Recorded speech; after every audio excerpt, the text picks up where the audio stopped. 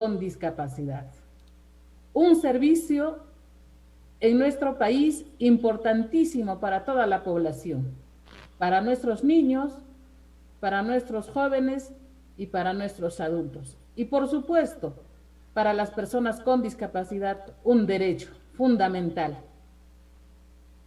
Este derecho en nuestro país y en todas partes del mundo debe tener y debe contar con toda la implementación de toda la planificación, la organización y la ejecución de actividades para las personas con discapacidad.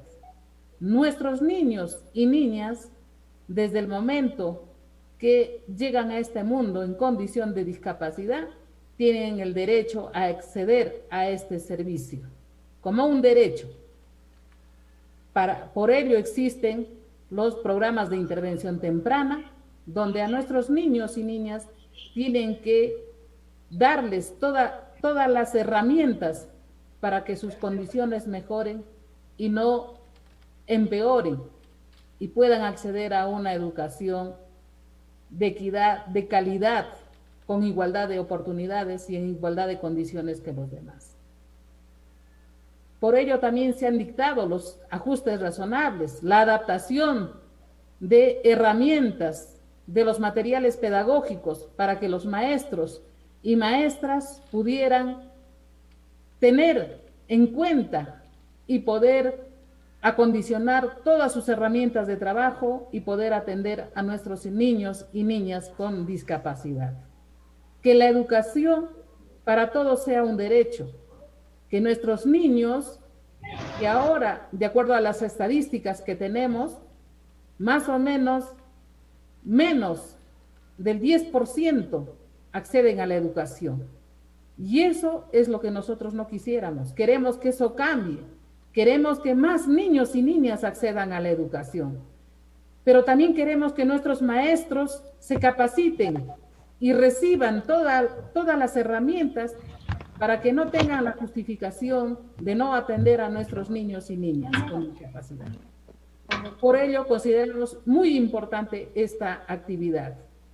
Asimismo, darles a conocer que a lo largo de todo este tiempo, aproximadamente 2 meses, hemos venido realizando actividades y estas últimas 4 actividades en articulación con la Comisión de Acceso a la Justicia, que el día de hoy culmina solamente la articulación del ciclo de actividades y por supuesto vamos a seguir trabajando en muchas cosas más con la Comisión de Acceso a la Justicia, a quienes estamos muy agradecidos por haberse unido a este trabajo que venimos realizando. Y siempre vamos a agradecer también a la Comisión de Damas Invidentes del Perú, porque ellos nos están colaborando muchísimo, nos están apoyando en todo este trabajo.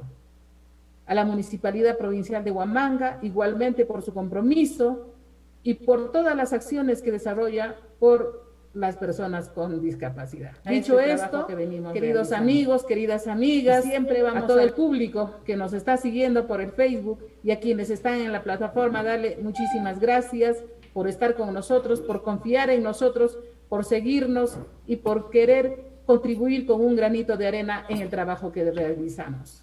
Vamos a invitar al ingeniero Otto González Aronés, gerente de Desarrollo Humano de la Municipalidad Provincial de Huamanga, a que tenga bien de aperturar este importante evento. Ingeniero, sus palabras. Listo. Gracias, señora Jacqueline. Primero quiero iniciar esta conferencia virtual un poco apenado, ¿no?, por la pérdida de muchos hermanos, ¿no?, de nuestra región y del país en general, y por 2 grandes amigos, que es el doctor Fernández Astecker, y también hoy día la pérdida de nuestro colega, el ingeniero Máximo Palomino Aybar, ¿no?, con quien pude elaborar durante 5 años en la DIRES Ayacucho, específicamente en la Dirección de Salud Ambiental. Muy apenado, sin embargo, tenemos que continuar. y a nombre de la Municipalidad Provincial de Huamanga, hacer llegar el saludo y a la vez la cordial bienvenida a cada uno de los representantes de las diferentes instituciones que hacen posible que este ciclo de conferencias virtuales se venga desarrollando de la mejor manera. Yo creo que es importante. Está la Comisión Permanente de Acceso a la Justicia de Personas en Condición de Vulnerabilidad. También está el OMAPET, ¿no?, de la Municipalidad Provincial de Huamanga, el CODIP, a quienes pues de manera muy especial el agradecimiento y la bienvenida. Y a cada uno de los participantes. Sé que este tipo de espacios es muy provechoso. Sé que hoy día es la cuarta conferencia o la cuarta jornada sobre el acceso a la educación de personas con discapacidad. A los ponentes, a los panelistas, a ti, señora Jacqueline, por llevar a cabo y felicitar a cada uno de ustedes y reiterar la cordial bienvenida. Gracias.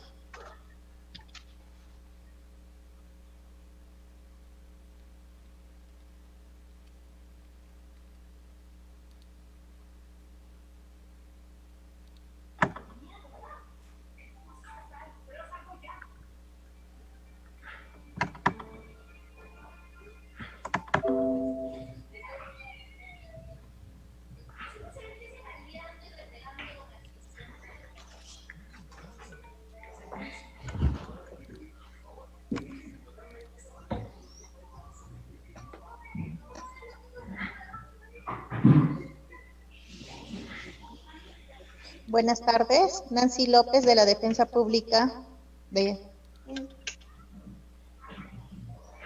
Buenas tardes. Les decía, queridos participantes de la sala, he tenido un previsto con la tecnología, a pesar que es la tecnología siempre nos juega una pasada, pero ya estamos nuevamente. Les decía que esta emergencia sanitaria a causa del COVID-19 nos está trayendo mucha preocupación, no solamente en nuestra región, sino a nivel nacional e inclusive a nivel mundial. Muchas personas, muchos compañeros, hermanos nuestros están falleciendo y otros están quedando lastimosamente mal.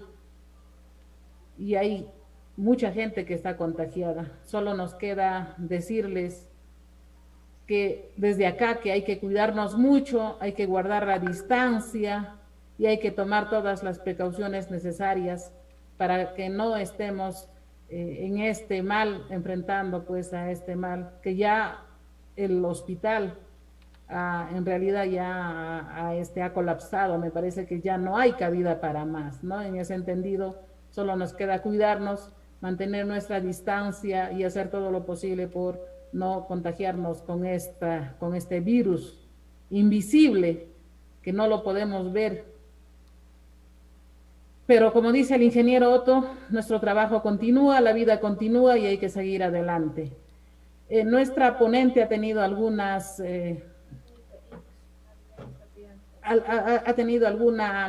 imprevisto, algo urgente de emergencia se ha presentado. A modo de esperarle a nuestra ponente, doctora Maruja, si usted pudiera estar expresándonos algunas palabras, por favor, en marco de todo lo que hemos venido trabajando, quizá a modo de esperar a nuestra expositora.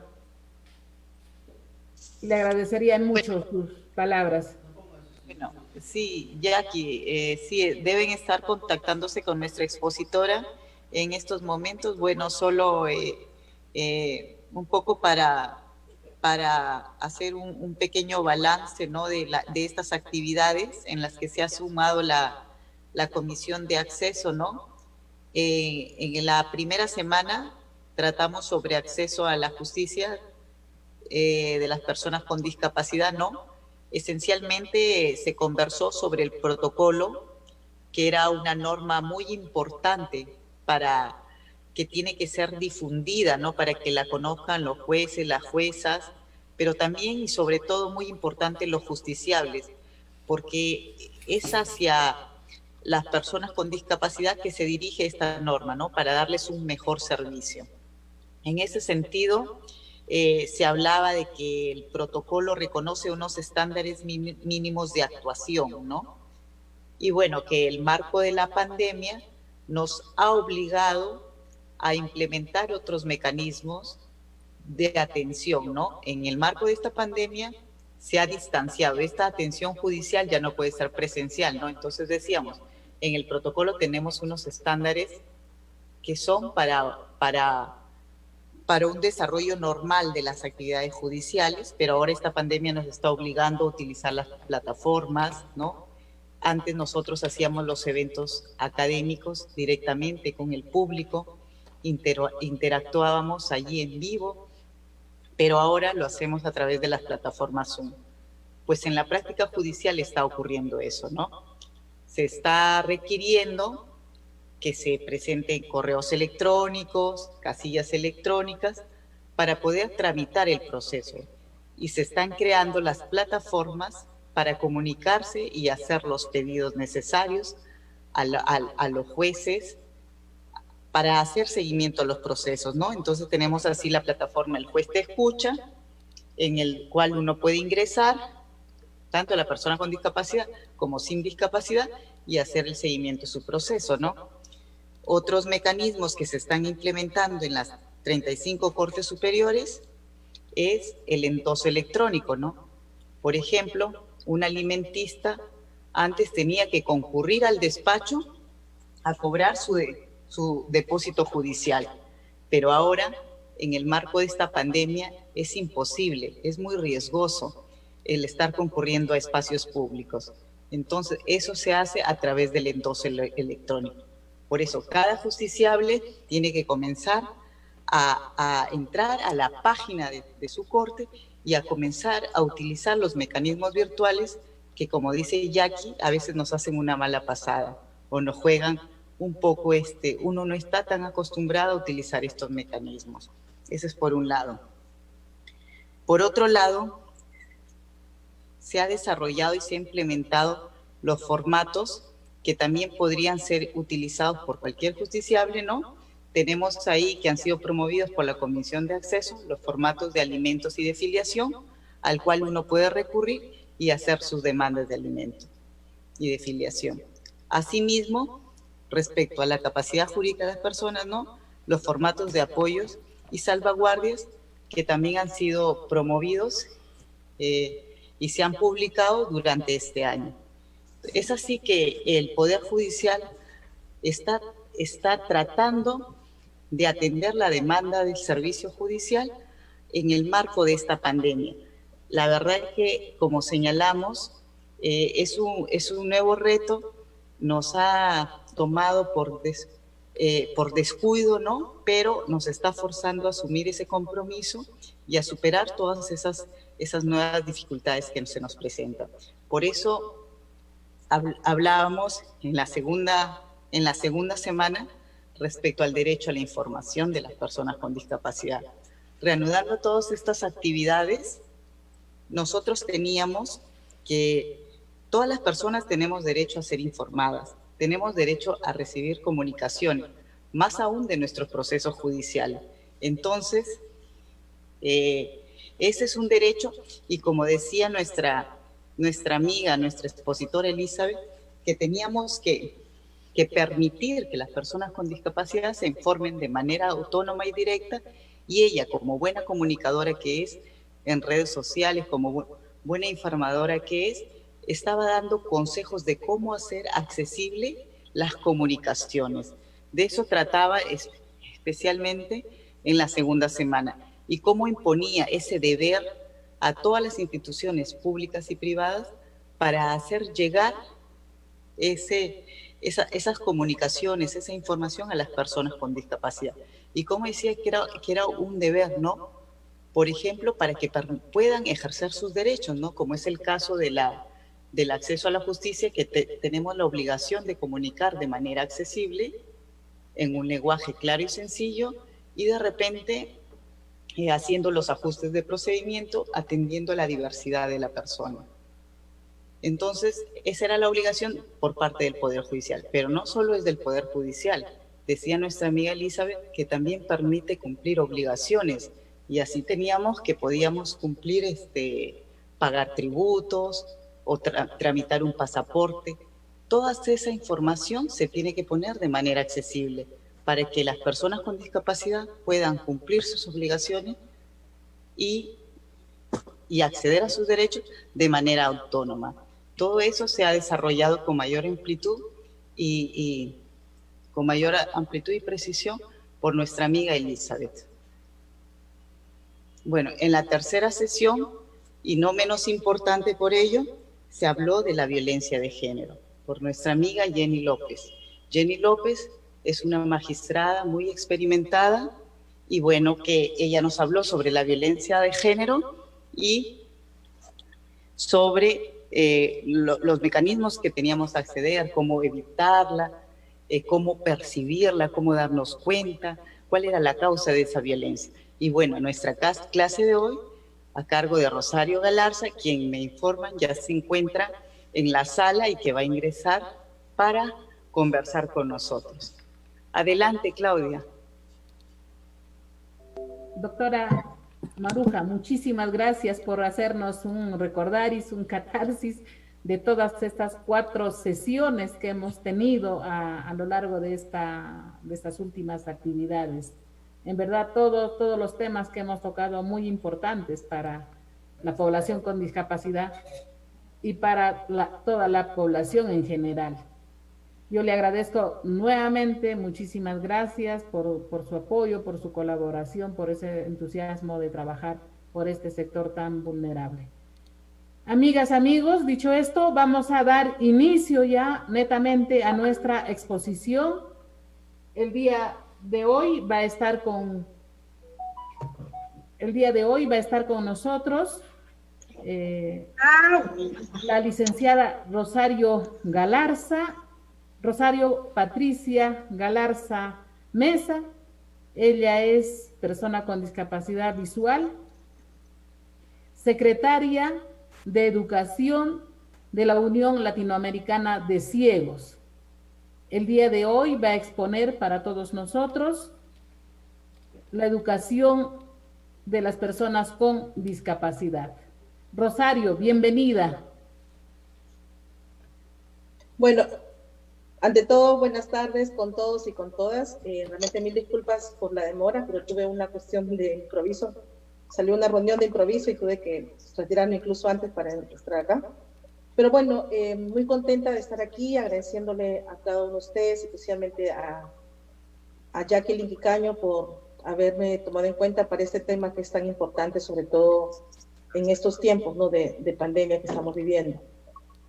Bueno, un poco, para hacer brevemente un poco la historia, el derecho a la educación está consagrado en diversos tratados de Naciones Unidas, no solamente obviamente en el Tratado de Personas con Discapacidad, que es la Convención, sino está definitivamente desde la Declaración Universal de los Derechos, luego en el Pacto de Derechos Económicos, Sociales y Culturales, en la Convención del Niño, pero ya se comienza a hablar de una educación inclusiva, de una inclusión educativa, dentro de lo que se llaman algunas declaraciones como la Declaración de Salamanca, Educación para Todos, y definitivamente ya como un documento vinculante, quien habla primero de educación inclusiva es la Convención sobre los Derechos de las Personas con Discapacidad, que fue promulgada por Naciones Unidas en el 2006 y que entró en vigor en el 2008, ¿no?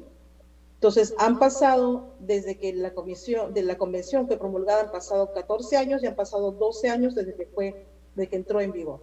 Y eso nos hace un poco pensar qué se ha hecho por la educación inclusiva en todos los países que ratificaron la convención, que ahora son más de 179 países que la han ratificado actualmente en todo el mundo.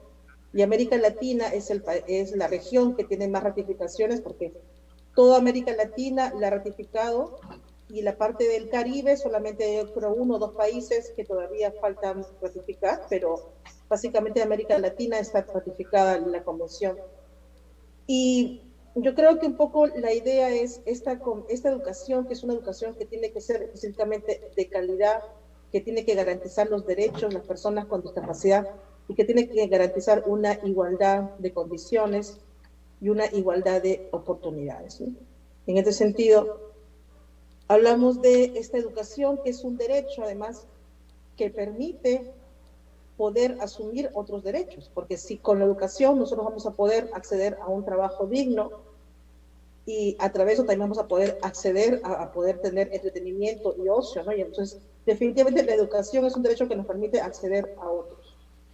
Y como derecho, obviamente es un derecho universal, es un derecho que no se transfiere a nadie y que todos tienen, en este caso, que tener una educación. Ahora, si revisamos un poco la legislación del Perú, aparte de la Constitución que garantiza la educación, hablamos de la Ley 29973, promulgada en el 2012, donde a partir del artículo 35 nos habla también de esta educación inclusiva, equitativa, que debe ser permanente a lo largo de toda la vida. Cuando hablamos de una educación permanente, nos referimos justamente a que no estamos hablando solamente de educación primaria para todos o de secundaria, pero estamos hablando de que la educación es continua, que no termina en la secundaria, sino que sigue a nivel superior, a nivel técnico, y que sigue incluso a lo largo de toda la vida de una persona. Entonces, en ese sentido, creo que es importante recordar esto que dice la ley, esto que dice la convención, y que también ahora, a partir del año 2015, está consagrado en el Objetivo de Desarrollo Sostenible número 4 de este acuerdo que se llama la Agenda 2030. ¿Y qué es la Agenda 2030? Es un convenio, un acuerdo entre los 193 países que conforman Naciones Unidas, por el cual se comprometen a implementar 17 objetivos que deben incluir 5 pilares fundamentales, como son planeta, personas, paz, prosperidad y alianzas, y que dentro justamente de esta Agenda 2030 está el objetivo 4, que nos habla de educación inclusiva, equitativa, de calidad a lo largo de toda la vida. Entonces encontramos que ya lo que decía la Convención sobre los derechos de las personas con discapacidad lo dice textualmente un documento que, aunque no es un documento vinculante, es un documento que no es específico para discapacidad. Es un documento que es para todas las personas, incluyendo grupos llamados anteriormente vulnerables, pero que ahora también se llaman de atención prioritaria, como son personas con discapacidad, personas afrodescendientes, migrantes y otros más. Entonces, ya de este documento que se incluye de manera transversal una educación equitativa, inclusiva, de calidad para todos y a lo largo de toda la vida. Y dentro de este objetivo hay diferentes metas, y hay particularmente 2 metas que se refieren a discapacidad. Hay una que habla de justamente de una educación para todos, incluyendo, dice ahí, ¿no?, a las personas con discapacidad, pero hay otra meta que nos habla de adaptar las instalaciones, adaptar los recursos a que sean inclusivos, teniendo en cuenta el género, la discapacidad y otras consideraciones. Entonces, ya definitivamente dentro de estas metas que tiene este objetivo número 4, nos habla de esta educación de calidad. Y sin embargo, incluso antes de la pandemia, veíamos que por más que en nuestros países habían consagrado leyes específicas de discapacidad donde se reconocía y se reconoce la educación inclusiva, y que incluso en algunos países también, incluyendo en el Perú, también se habla de educación inclusiva dentro de la ley de educación, todavía no, por ejemplo, aquí no se estableció una política de educación inclusiva, que es lo que se debería establecer. Naciones Unidas hizo aquí un seguimiento en el 2015 para saber cómo se estaban implementando las recomendaciones que hizo en el 2010 sobre la convención.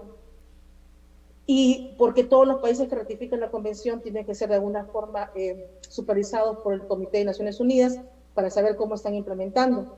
Y en el 2015, cuando vino una misión de Naciones Unidas, donde vino la relatora especial de discapacidad, así como otras personas de la Alianza Internacional de Discapacidad, dentro de las recomendaciones que mencionaron era que debería haber un solo sistema educativo, que no deberían coexistir, en este caso en el Perú, 2 sistemas como el sistema de educación especial y el sistema de educación básica regular.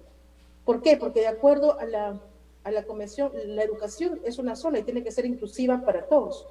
Por lo tanto, la misión en el 2015 felicitó al Perú por los avances que habían logrado en la ley de discapacidad, pero sin embargo hizo la observación de que se tenía que trabajar mucho para que exista realmente un solo sistema de educación inclusiva y no dos sistemas paralelos, que al final lo que se estaba haciendo era que los recursos que se estaban destinando a básica especial no estaban llegando a la educación en general y al final no se estaba teniendo un trato igualitario, sino que se estaba todavía conviviendo dos sistemas paralelos y que desviaban el presupuesto, cuando el presupuesto debería ser uno solo para un sistema de educación inclusiva y garantizar ahí todos los ajustes razonables que puedan necesitar los estudiantes con discapacidad. Y bueno, esto antes de la pandemia. Ahora, ¿qué pasa cuando llega la pandemia? Cuando nos toma a todos de sorpresa, ¿qué pasa? Sucede que cuando decía una vez en una conferencia el Banco Interamericano de Desarrollo, América Latina no estaba preparada para una educación virtual. El único país que estaba preparado, y lo menciona el BID, es Uruguay. Uruguay, que es un país pequeño, pero que había recibido educación tecnológica. La mayoría de los niños, por algunos programas del Estado, tenían ya la posibilidad de contar con computadoras personales. Entonces, en realidad, para el BID dice que el único país que estaba preparado para un cambio de educación de presencial a virtual era Uruguay, y que de ahí los demás países no. Y que de alguna forma esto llegó a transformar la educación, porque no solamente era que ya los chicos no tenían interacción social en la escuela, sino también el asunto era cómo garantizar un acompañamiento de los profesores, un acompañamiento de los padres de familia, que puedan realmente hacer que esa educación sea una educación de calidad. Si ya el niño antes de la pandemia, muchas veces cuando estaba incluido, estaba solamente incluido de nombre porque estaba en el salón de clases, pero no necesariamente los profesores podían tomarse el tiempo de hacer todas las actividades con ellos. Ahora que el niño estaba fuera de la clase y que solamente estaba en casa y que muchas veces el padre de familia tampoco manejaba la tecnología, ¿cómo iba a recibir esa educación, ese acompañamiento? Entonces es una primera preocupación que surge, y también el tema de que la mayoría de las personas no accedían a la tecnología, sobre todo personas con discapacidad, aparte el hecho de los costos que implicaba tener dispositivos móviles en casa o más de una computadora, y el tema también de la conectividad, ¿no? Porque sabemos que en nuestros países la conectividad no es la más óptima y sobre todo en las zonas rurales donde ni siquiera llega a veces el internet. Entonces, ¿cómo garantizar una educación de calidad? Un poco es el desafío que se tuvieron que proponer los gobiernos, incluyendo el gobierno del Perú, ¿no? A raíz de esto, de la pandemia, diferentes organismos internacionales comienzan a sacar comunicados sobre recomendaciones que hay que tener en cuenta para de alguna forma incluir a los estudiantes con discapacidad y no dejarlos de lado, no dejarlos atrás, como dice también el lema de la Agenda 2030, que es no dejar a nadie atrás. Entonces, por ejemplo, UNESCO lanza una serie de recomendaciones encaminadas, por ejemplo, a que los países traten de trabajar mucho el tema de conectividad, de ver de qué forma pueden proveer incluso dispositivos móviles o dispositivos a personas que no tienen acceso a poder comprar tecnología. También hace recomendaciones en tanto que se debe incluir a los estudiantes con discapacidad en todo tipo de los contenidos, hacerlos accesibles para que no se queden ellos atrás. Y justamente a raíz de eso también otras organizaciones de personas con discapacidad en América Latina, como por ejemplo la Unión Latinoamericana de Ciegos, de la cual soy secretaria de Educación, emite también un comunicado sobre tecnología, educación y trabajo, donde justamente habla de cómo los gobiernos deberían determinar un paquete tecnológico para poder proporcionar a las personas con discapacidad, en este caso, por ser ULAC, una entidad de personas con discapacidad visual, bueno, hablaban de discapacidad visual, ¿no? Hablaban de que los chicos deberían tener acceso a computadoras, por lo menos con Windows 10, que garanticen que tengan algún lector de pantalla gratuito, como podría ser el NVDA, o creo que el mismo Narrator que viene ya incorporado con el Windows 10, con la lupa de Windows para los chicos con baja visión, y cómo esto podría ayudar también a que los chicos pudieran utilizar esto para mejorar su educación. Y también en los dispositivos móviles hablaban de los celulares con sistema operativo Android, lo que son en este caso los smartphones, y los que usan sistema operativo iOS en caso de los iPhone o las iPad, ¿no? Los tablets de Apple. Entonces, y también decían algo muy importante, que los contenidos de las páginas web deberían ser accesibles, ¿no? Y esto que hay una norma que son las pautas WACG por sus siglas en inglés, de Web Accessibility Content Guidelines, que son las pautas de contenido accesible de la web, que son unas pautas que muchas veces pensamos que no existen, pero sí existen, o a veces no las conocemos, pero están ahí y que dicen realmente qué es lo que se debe incluir en una página web, cómo hacer accesible, o sea, porque no es nada del otro mundo, no es como algunos piensan que hay que incluir una versión solo texto para que lo lean personas con discapacidad visual, y no. Se puede incluir las imágenes, pero hay que incluir texto alternativo, creo que eso ya lo vieron la vez pasada, pero por lo menos mencionar que ULAC también estaba preocupada por hacer este llamado a los gobiernos y lo hace en esta comunicación que tienen, ¿no? Justamente en la cual mencionan esto.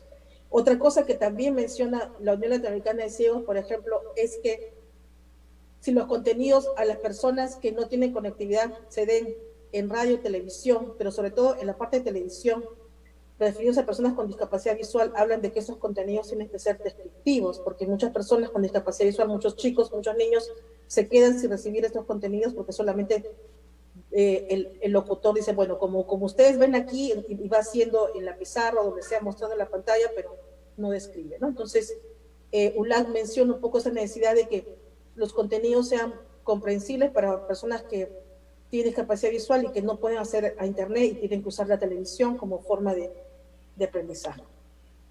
Entonces, en ese sentido, hay una serie de recomendaciones que están ahí en el comunicado que hizo ULAC, pero también hay otras recomendaciones que no son necesariamente para discapacidad, pero que tienen que ver con la diversidad en general. Por ejemplo, UNICEF hizo una guía de orientaciones a la diversidad justamente en tiempo de la pandemia, que habla de diversidad, sí menciona discapacidad varias veces, pero no está orientada solamente a personas con discapacidad.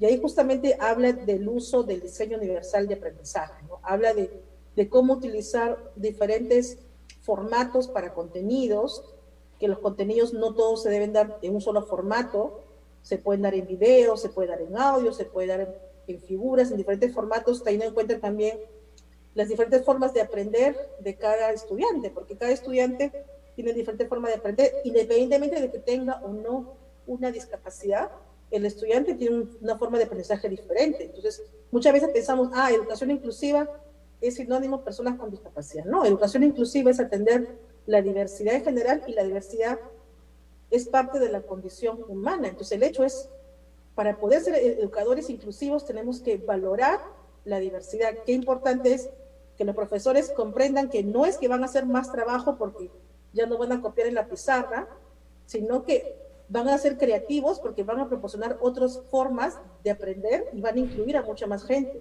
no necesariamente solo a personas con discapacidad. Entonces, el diseño universal de aprendizaje nos dice, los contenidos deben ser presentados en diferentes formatos, al igual la respuesta, es decir, las tareas deben ser presentadas en diferentes formatos. No solamente podemos dejar una tarea para que el niño haga un ensayo, sino que el niño, el estudiante, puede hacer un video, puede hacer una presentación en PowerPoint, puede hacer de repente una presentación en audio, o sea, pero la idea es que si el objetivo que queremos es que el niño aprenda, por ejemplo, no sé, los animales del mar, tendremos que ver de qué forma el niño lo aprende, dándole contenido en diferentes formatos y haciendo que él nos diga cómo lo aprendió, ya sea que haga un cuento, ya sea que haga una historia o un dibujo, no sé. Entonces, es un poco, la respuesta también debe ser en diferentes formatos. Y el otro componente en el diseño universal de aprendizaje es el tema de la evaluación. La evaluación también debe ser en diferentes formatos, no solamente hablamos de evaluaciones escritas o de opción múltiple, hablamos de que la misma evaluación también puede ser una exposición, la evaluación puede ser dada de diferentes formas, como pidiéndole que haga un ensayo sobre un tema en particular, o sea, diferentes formas de evaluar. Y justamente lo que orienta en esta guía de UNICEF es que estos docentes tienen que recibir estas herramientas para poder ser creativos, pero sobre todo para poder entender que el hecho de que ahora los estudiantes están en un entorno virtual no quiere decir que no puedan aprender de la misma forma o incluso con mayores ventajas tal vez que estando en un entorno presencial. Y digo esto porque además en un conversatorio que tuvimos con estudiantes universitarios, por ejemplo, con discapacidad visual, hace poco en el Consejo para la Educación de Personas con Discapacidad Visual, ICEVI Latinoamérica, recuerdo que una joven con discapacidad visual, que es baja visión, dijo que a ella le había favorecido la educación virtual porque ella cuando estaba en la universidad todo era en la pizarra y que ahora al tener las clases por la plataforma ella podía maximizar su pantalla y podía acceder a contenidos que no había accedido antes. Entonces vemos que de alguna forma podríamos aprovechar las ventajas que puede tener este componente virtual, que de alguna forma también, como lo decía el Banco Interamericano de Desarrollo, va a ser parte ahora de nuestra vida, porque el BID decía, sí, aun cuando la pandemia termine, ya el componente virtual vino a quedarse, ya no es que toda la educación va a ser solamente presencial. A partir de ahora, la educación va a tener una parte presencial y una parte virtual. Por lo tanto, no es solamente que las personas van a aprender tecnología ahora para que después ya no la van a usar, sino que van a utilizarla después también. Cuando regresen a las aulas van a tener que combinar estos dos formatos, el presencial y el virtual. Entonces, UNICEF justamente por eso lanza esta guía de atención a diversidad con recomendaciones para docentes, también con recomendaciones para familias, porque al final recordemos que son las familias las que van a acompañar este proceso. Si las familias no están capacitadas, si el profesor de acompañamiento no acompaña a las familias para que ellos ayuden a sus hijos a hacerlo en casa, no van a poder hacerlo realmente los chicos. Y la realidad es bastante dura. Alguna vez conversaba con una profesora de SANE, por ejemplo, y me decía que los chicos, muchos de los chicos en la casa, los padres solo tienen un celular y tienen 2 o 3 hijos, dentro de los cuales hay uno con discapacidad, por lo cual era muy difícil para el profesor hacer el acompañamiento, porque tenía que depender de que, bueno, el padre pudiera utilizar el celular en ese momento, de que los demás chicos no estuvieran en clase para poder también hacer el acompañamiento al niño con discapacidad. Entonces, definitivamente son casos muy difíciles donde ni siquiera en la casa hay una computadora, solo un solo celular, y con eso tienen que trabajar 2 o 3 niños y el padre tiene que acompañar a todos ellos, sobre todo al que tiene discapacidad. Entonces, yo creo que aquí habría que ver de qué forma podremos las organizaciones de personas con discapacidad trabajar con el sector privado para poder ver de qué forma hacemos alguna campaña para proporcionar dispositivos tecnológicos, pero también en este caso los proveedores de servicios tipo Claro, Movistar, Entel deberían proporcionar datos también, porque una profesora me contaba que ellos habían logrado alguna campaña para algunos niños porque conocían a alguien Claro para que se le proporcione datos móviles, ¿no? Porque los padres no tenían para recargar los celulares y no podían revisar el WhatsApp. Entonces, lo que se hizo fue, a una cantidad de padres se pudo conseguir de alguna forma como una bonificación en datos para que ellos puedan hacer el seguimiento a los chicos, si no, no era posible que los chicos pudieran estudiar. Entonces, definitivamente los problemas de conectividad, los problemas de no poder acceder a tecnología son los que de alguna forma están teniendo un impacto desproporcionado, ¿no? Porque mientras que hay unos que sí tienen tecnología, conectividad, hay otros que no, y definitivamente no todos pueden avanzar al mismo ritmo. Yo creo que aquí hay que tener también muy en cuenta el Comité sobre los Derechos de las Personas con Discapacidad mencionaba que para medir la calidad de un servicio se necesitaba tener algunas condiciones, ¿no? Decían que la educación, para hacer una educación de calidad, tenía que cumplir con la condición de estar disponible, es decir, cuando decimos educación disponible, quiere decir que haya colegios cerca, en este caso, que nadie tenga que mandar a su hijo a un colegio que está a unos 10 kilómetros de su casa o algo así, sino que haya colegios, que los colegios de la comunidad puedan recibir a todos los niños, por eso también hablamos de la inclusión. Y ahora, si traducimos esta disponibilidad en tipo de pandemia nos referiría a que todos deberían tener disponibles dispositivos móviles o una computadora y conectividad para poder ser igualmente educados. Después nos hablaba de otra característica, aparte de la disponibilidad, nos decía que para que un servicio sea de calidad tenía que ser accesible, ¿no? Accesible no solamente físicamente en cuanto al transporte, la infraestructura, sino también en los contenidos. Si traducimos esta condición a la parte virtual, diríamos que los contenidos de las plataformas tienen que ser accesibles, se tiene que verificar que todas las plataformas sean accesibles para todos, sobre todo las que se van a utilizar a distancia, y que todo, tanto no solamente los contenidos, sino también la forma de evaluar, todo sea accesible, ¿no? Yo, por ejemplo, soy madre de un joven con baja visión, un adolescente con baja visión, y bueno, él recibe las clases por el Zoom, pero también está usando esto que se llama el C-Web, que es un intranet. Y en el C-Web, bueno, para mí como padre, porque los padres también podemos revisar, no es tan accesible, pero bueno, intento de hacerlo lo mejor que puedo, y a veces mi hijo que tiene baja visión, él puede manejarlo mejor, pero de alguna forma, esa plataforma, entre comillas, no es accesible para mí, y supongo que hay otros padres que también tienen discapacidad y tienen hijos de repente con o sin discapacidad que también quieren supervisar lo que está haciendo su hijo y no pueden porque la plataforma no es totalmente accesible, ¿no? Entonces, esto hablo de las condiciones de disponibilidad, accesibilidad, y luego hablamos de adaptabilidad, es decir, de adaptar los contenidos. Los contenidos tienen que ser adaptados de acuerdo al tipo, bueno, al tipo de discapacidad o al tipo de estudiante en este caso, porque no necesariamente si hay un estudiante que, por ejemplo, no habla español porque es la otra lengua, igual hay que adaptar los contenidos, hay que adaptar. Entonces, no necesariamente hablamos de discapacidad cuando hablamos incluso de adaptabilidad.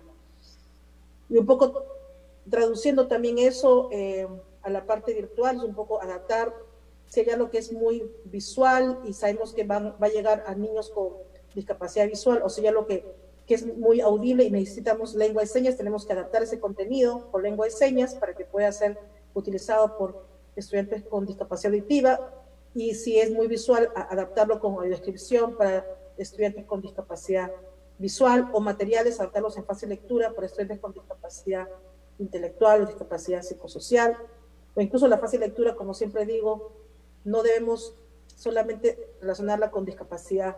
La fácil lectura también sirve para todos, para personas indígenas que su primera lengua no es el español y que prefieren leer algo que sea sencillo, pero que a su vez sea comprensible. Entonces, esta adaptabilidad hace que esos contenidos tengan que ser adaptados, en este caso ahora, para entrar a la web. Y por último, habla de la aceptabilidad, que es el aceptar, en el caso presencial, de las costumbres, la cultura, en este caso, el respeto básicamente a la cultura, el respeto a las costumbres, ¿no?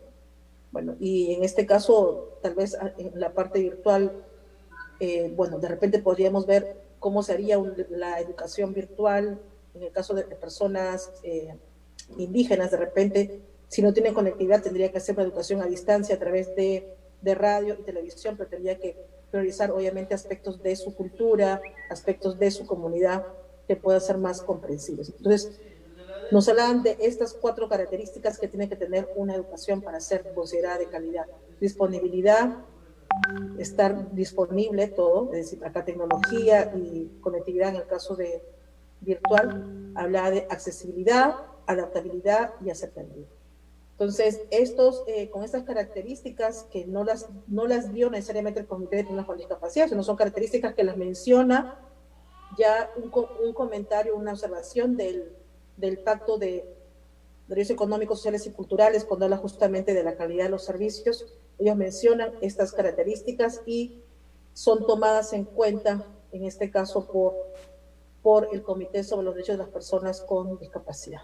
Entonces, yo lo que quería, un poco decirles, porque ya estoy casi creo en el límite de mi participación, es que tengamos en cuenta que ahora el tema de la pandemia puede ser incluso una oportunidad de poder cambiar nuestra forma de ver la inclusión y poder tratar un poco de pensar en una inclusión para todos, teniendo en cuenta tanto las personas con discapacidad como también a otros grupos que ahora se consideran llamados de atención prioritaria, ¿no? Porque En realidad no son grupos vulnerables, porque depende de la situación en la que se encuentran para ser más o menos vulnerables, pero que ahora he visto que le dicen grupos de atención prioritaria. Entonces, yo creo que nuestra labor como organización de personas con discapacidad es incidir para que lo que se está dando en el Perú, que está trabajando el ministerio, sea realmente algo de calidad que llegue a los chicos, pero también incidir para ver de qué forma se pueden hacer campañas para proporcionar tecnología, para también hacer una alfabetización digital, que eso es lo que por lo general no hay. Los chicos antes de eso, por lo general, en el caso de personas con discapacidad visual, se les exceptuaba del curso de cómputo y por lo tanto no sabían manejar la computadora. Ahora han visto que necesitaban manejar la computadora, pero bueno, si se les exceptuaba de hacerlo, ¿cómo lo iban a hacer? Pero bueno, la idea es un poco trabajar el tema de una campaña de alfabetización digital, tanto a los chicos como también a los padres, porque los padres son los que están haciendo el acompañamiento. Entonces, ayudar a los padres también a poder trabajar la adaptación de materiales, que los maestros también todos estén capacitados en cómo atender a la diversidad, que no vean solamente en atender a la discapacidad, que vean atender a la diversidad como un plus que les va a generar un poco el tema de cómo mejorar ellos en su labor educativa, mejorar como profesores y sobre todo garantizar que ese derecho a la educación sea un derecho para todos y que sea permanente y a lo largo de toda la vida. Muchas gracias.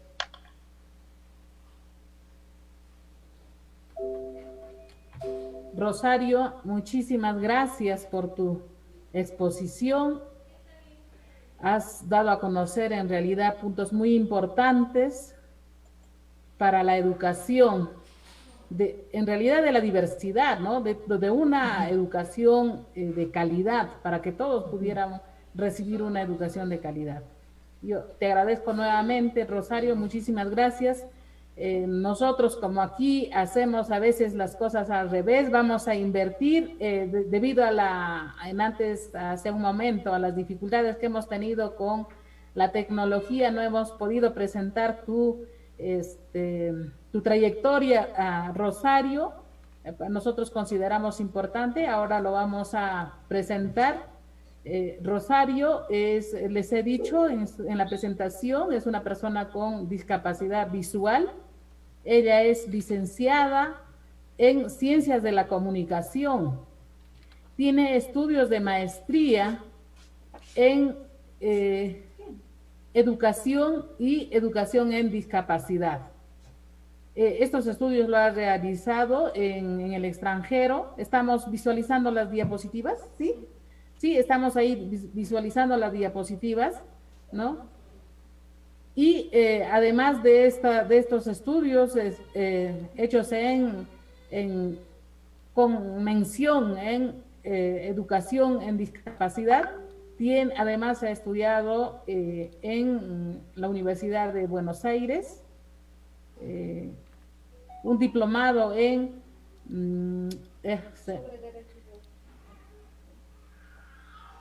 también tiene, en Argentina.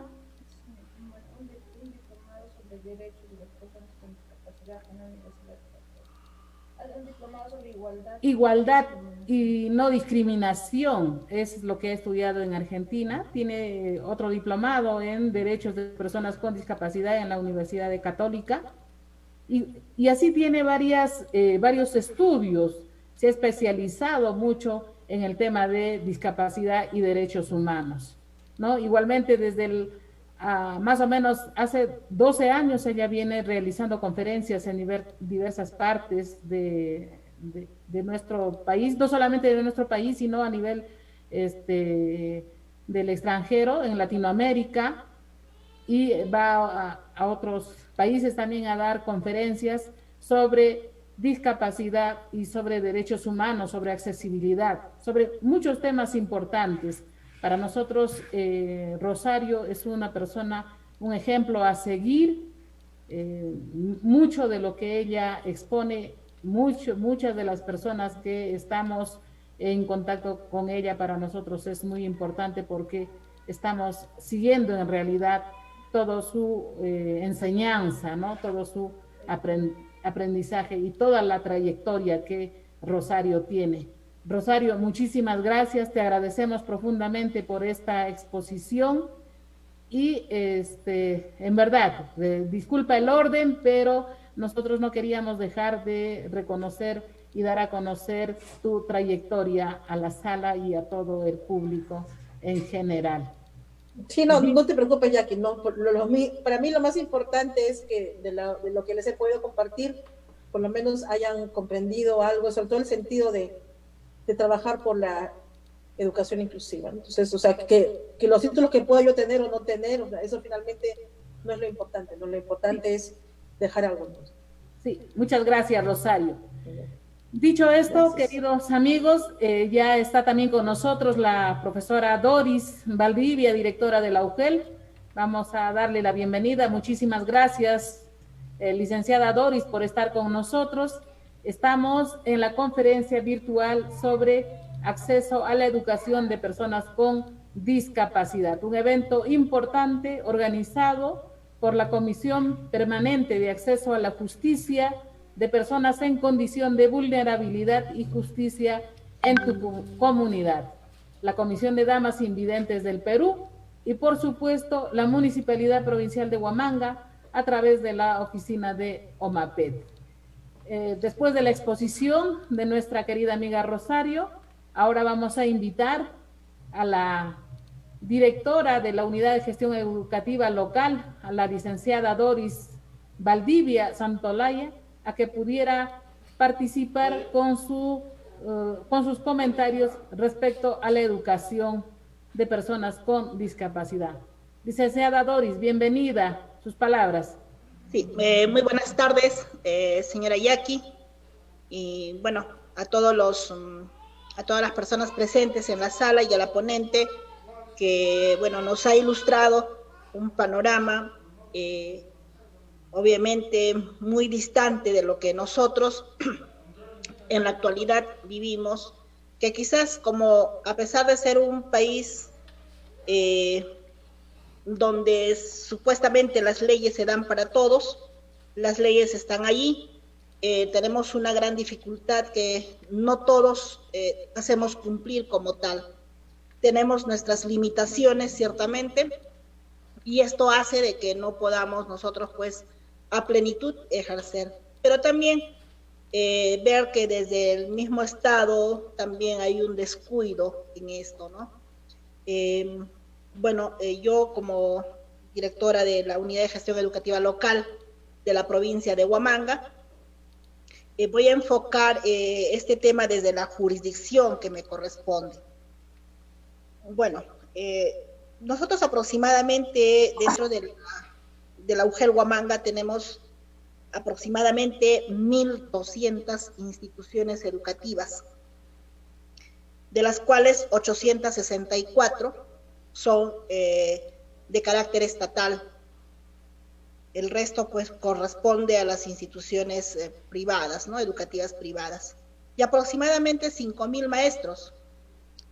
Si nosotros tenemos todo este panorama dentro de la jurisdicción, podríamos ver de que ni siquiera, por así decirlo, el 1% es un maestro preparado para atender a personas, a estudiantes con necesidades educativas especiales. Si algún maestro tiene la especialización o han hecho los cursos, es mínimo, ¿no? Entonces, pero hablamos de una educación inclusiva. Instituciones educativas que acogen a niños con necesidades educativas especiales, pero los acogen en una medida de que está normado y el maestro hace lo mejor que puede. Y muchas veces los niños hacen más el trabajo de socialización que de aprendizaje en sí. ¿Por qué? Porque, como le decía, hay una falencia en el maestro de estar preparado para atender a esta población. Y eso reconocen muchos colegas y en algunas oportunidades decíamos, ¿no? Egresados de universidad o sea de instituto, hemos sido formados para atender a niños que los llamamos los regulares. Pero ¿qué pasa con esta población? Los tenemos que recibir, sí, y bueno, pues hacemos, como le decía, lo mejor que se puede. Y hay una gran brecha para que podamos nosotros coberturar a esta población. Quizás en los 5 distritos metropolitanos de alguna manera sean los favorecidos porque tenemos un centro de educación especial que pueda abarcar a los niños de esta jurisdicción, pero tampoco acoge a todos, ¿no? A los que buenamente, seguramente, porque la condición económica también aquí es un factor preponderante para que estos niños puedan asistir a este centro especial. Siendo un estatal, el tema es de desplazamiento, porque esto genera al padre de familia, pues, solventar un ir y venir del niño, de traerlo y llevarlo a la institución, y que muchas veces no está al alcance de esta población, ¿no?, económicamente para hacer ese trabajo, y quizás no sea la población que debería atender en la institución, debería ser mayor, pero lamentablemente esas condiciones económicas nos hacen esto. Asimismo, nuestras instituciones educativas, por el mismo hecho de que sean construcciones antiguas, tampoco tienen las condiciones, son poquísimas, muy raras, por así decirlo, que están acondicionadas para poder albergar también a esos estudiantes con ciertas discapacidades. Y no se presta la infraestructura tampoco, ¿no? Pero tampoco se puede acondicionar, porque como le decía, son construcciones antiguas, o si son de construcciones modernas, pero por situaciones de espacio, no se ha considerado tampoco las rampas o qué sé yo. Entonces vivimos en una situación de cómo accedemos o cómo lo recibe la escuela, ¿no? Pero por otro lado también tenemos el hecho de que, por ejemplo, antes de ayer nada más teníamos una reunión con el Ministerio de Educación a un nuevo programa presupuestal, que es la 150, ¿no? Que antes era el PP 106, la 091, que era de acceso, que son las aperturas, ¿no?, de instituciones educativas, las creaciones nuevas, pero hablaban de las creaciones en educación básica regular. Y nos decía, pues, de que dónde tenemos que crear, bajo qué condiciones, ¿no? Y le decíamos, pues, de que planteábamos de que si bien es cierto, hay una situación de racionalizar maestros porque hay excedentes en algunos lugares, pero nuestro problema quizás no sea tan grave en educación básica regular como sí lo es en educación básica especial. Huamanga, trabajamos con 19 distritos, 3 distritos que no son de la provincia misma, son 2 distritos de Cangallo y una de Fajardo, que acogemos por situaciones de accesibilidad y conectividad.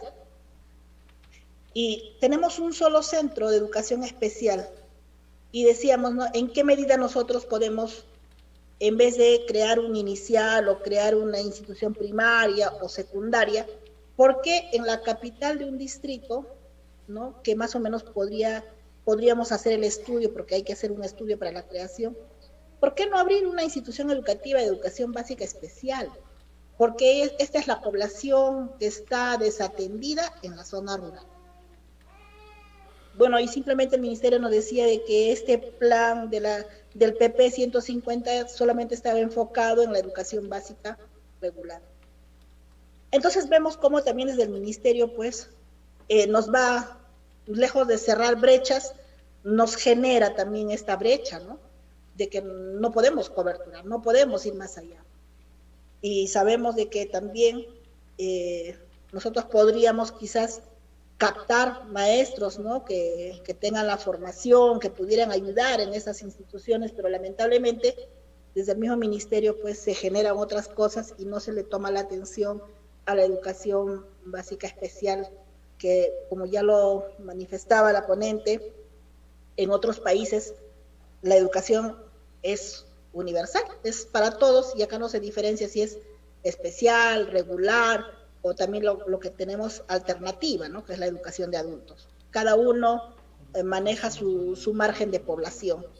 Entonces, bueno, yo creo que hay mucho nosotros que avanzar es lento lo que podemos hacer, no podemos atender a todos, nos faltan recursos humanos para poder atender, pero también yo creo que las veces que se ha podido trabajar con los maestros es de que ellos también tengan el compromiso, ¿no?, de autoformarse, porque el Estado ya no nos lo va a dar. Entonces hay que autoformarnos para atender a esta población con necesidades especiales, que ciertamente, como le decía, no solamente es llenar un aula o que me aminoren la cantidad de estudiantes para recibir a uno, pero al final este niño o niña no está recibiendo la educación acorde a su necesidad.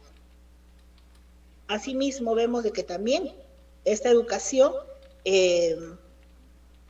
termina quizás en primaria, algunos llegan a la secundaria, pero ¿qué pasa con el técnico productivo? Porque estos niños ya jóvenes tendrían que autosostenerse, porque ahorita pertenecen, obviamente los papás están a su lado mientras son pequeños, pero después, ¿quién se encarga de ellos, no?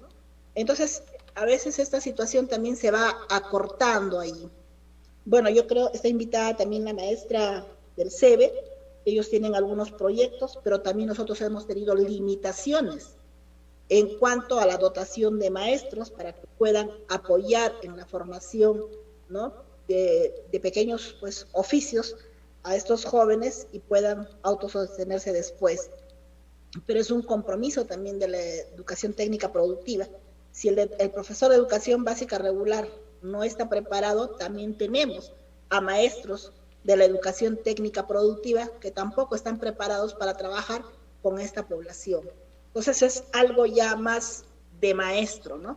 Es algo más ya de predisposición del profesional de querer abarcar más allá y ponerle la mirada a esta población que necesita del maestro. Entonces yo lo voy a dejar aquí y creo que vamos a seguir continuando seguramente en el diálogo. Muchísimas gracias. Gracias, licenciada Doris, por su participación. Efectivamente, hay muchas cosas por trabajar, hay muchas cosas. Primero, seguramente por reconocer, por identificar dónde están nuestras dificultades, dónde están aquellas cosas que no nos permiten avanzar en la inclusión educativa de nuestros niños y niñas con discapacidad. Agradecerle por su participación. Sí, efectivamente, todavía después tenemos una ronda de preguntas y vamos a poder absolver las preguntas de nuestros participantes de la sala.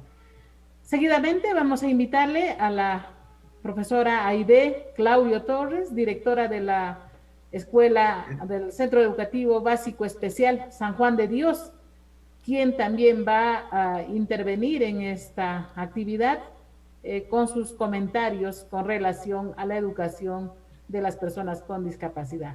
Profesora Aide, adelante, por favor.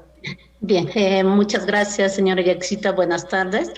Saludar a la ponente Rosario Galarza y darle la bienvenida, de igual manera, a la doctora Doris y a todos los presentes. Bien. Y como manifestó la ponente en el artículo 24 de la Convención de las Naciones Unidas, ¿qué estipula? Que dice, los estados parte asegurarán que las personas discapacitadas puedan acceder a una enseñanza primaria y secundaria inclusiva de calidad y gratuita, en igualdad de condiciones con los demás y en las comunidades en que vivan. Es cierto, también la doctora Doris lo ha mencionado, que todo están en las normas, pero la situación es que en la realidad los estudiantes cada año tenemos dificultades en las matrículas, especialmente cuando ellos van a acceder a las instituciones inclusivas. Hay dificultades porque los directores a veces no todos conocen que deben separar 2 vacantes por aula y que los niños con discapacidad leve y moderada deben ser matriculados en la educación básica regular. y hay maestros también que no están preparados para su atención. Entonces, esa es la mayor dificultad. Es cierto, salimos egresados de la universidad, de los pedagógicos, pero no llevamos ningún curso de educación inclusiva. Entonces, ahí el sistema también está fallando, ¿no? Se debería incluir en las currículas, tanto de los pedagógicos de la universidad, estos cursos, para que los maestros salgan preparados y puedan atender a nuestros estudiantes. Bien, de igual manera, es una realidad actual que voy a hablar ahorita estrictamente lo que es de nuestros estudiantes que están en el CEBE San Juan de Dios. Nuestros padres de familia son de condiciones económicas muy precarias. Se ha conversado con ellos, algunos, se ha hecho la encuesta, algunos no tienen radio, otros no tienen televisión, algunos no tienen celulares y no tienen internet. Lógicamente, definitivamente no tienen internet, uno que otro que los padres son profesionales, solo ellos acceden a una computadora, a una laptop o a una tablet, que es mínimo. Entonces, la mayoría no accede a esta estrategia Aprendo en Casa. Pero, ¿qué hace la maestra acá? Está utilizando el celular para dar directamente la clase. O sea, de alguna manera estamos llegando a los padres de familia, porque son ellos los que ahorita están tomando ese rol del maestro en sus casas. Son ellos. Entonces, el maestro es el que por el celular está trabajando con ellos. Pero ahora, eso fue en un principio muy bien, se llevó a cabo todo esto mientras estábamos en la cuarentena.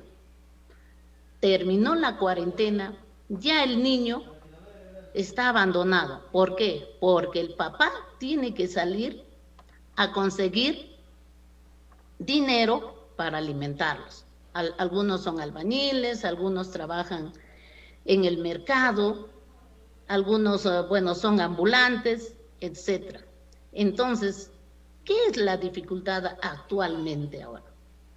Pero no hay quien esté apoyando al niño. De alguna manera, ya el maestro se está acomodando al horario del padre de familia. Algunas maestras, ¿qué han hecho? Algunas han conseguido celulares porque no tenían, ya los más chanchitos que ya no se utilizan les han dado.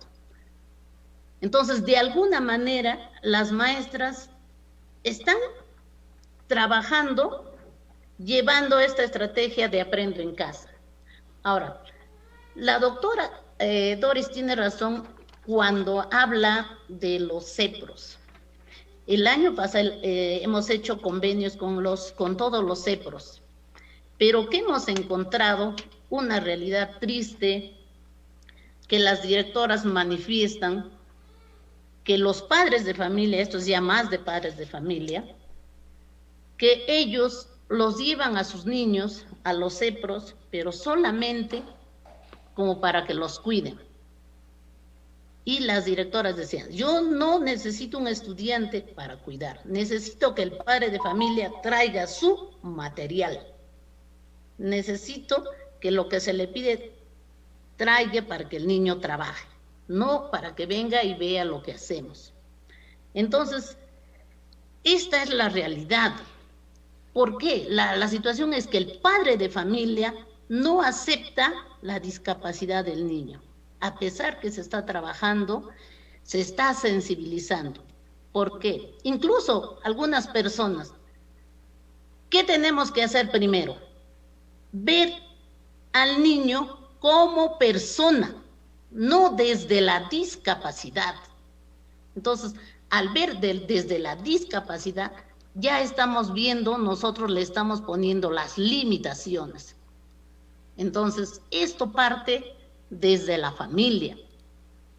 ¿Por qué? No quieren invertir en sus hijos que tienen discapacidad. Si viéramos la realidad, un padre de familia, así con ejemplos reales lo voy a decir, su otro niño está en el tambor de hojalata, y al niño que viene al SEBE no le trae material, no le trae lo que necesita.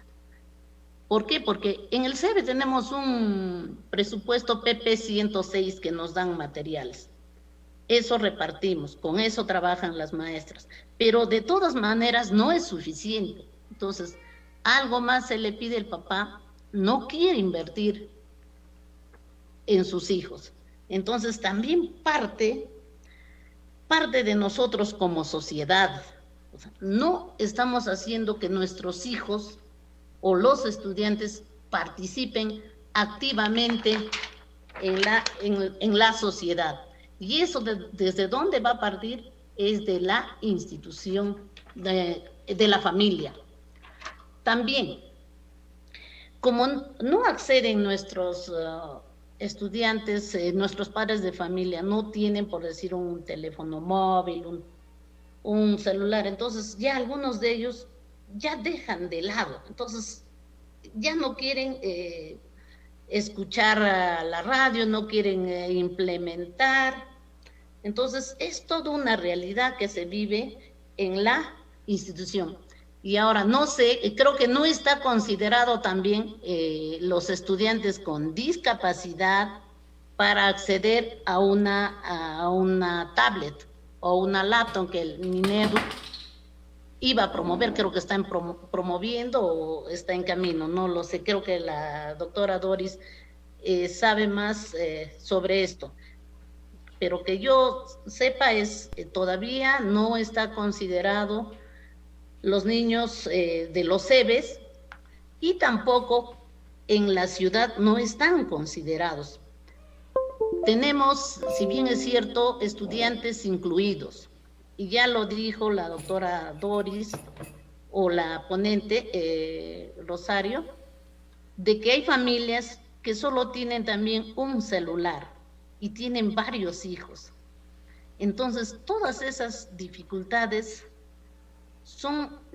es una realidad que se está viviendo, ¿no? Entonces, seamos conscientes que falta mucho trabajo y le falta al Estado implementar, así como dice la Convención de las Naciones Unidas, que tiene que garantizar una educación de calidad a los estudiantes con necesidades educativas especiales y a toda la diversidad. Gracias.